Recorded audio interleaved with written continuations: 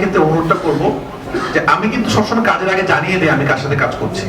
তো আপনারা অনুমান করে বিশ্বস্ত সূত্রে খবর দিবেন না, কারণ কি হয় খবর দিলেটা কি হয়, অথবা আপনার একটা নিউজ ছাড়েন, আমি তো তখন আসলে বলতে পারছি না যে উনি করছে না বা করছে, কারণ আমি তখন ওটা বললে আপনারা জিজ্ঞেস করবেন তাহলে কে করছে, ওটা আমি বলবো না। তো কি হয় আমার সিনেমাগুলোতে এরকম হয়, তুফান এরকম হয়েছে, সবাই জানতো যিশু সেনগুপ্ত কাজ করবে, কিন্তু ওনার সাথে আমাদের কিন্তু মিটিং আমরা বসি না।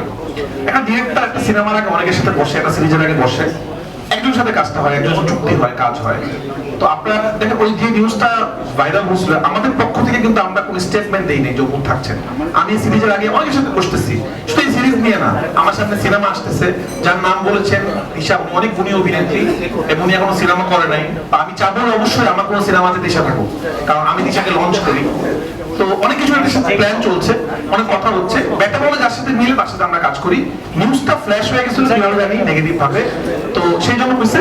তো এটা উত্তর তো আমি দিতে পারবো না, কারণ আমরা যদি স্টেটমেন্ট দিতাম যে আমরা ওনাকে নিয়ে কাজ করছি, তাহলে আমরা আসলে অনেকের সাথে কথা বলি, আমাদের ব্যাটা বলে যার সাথে মিলে তার সাথে কাজ হয়।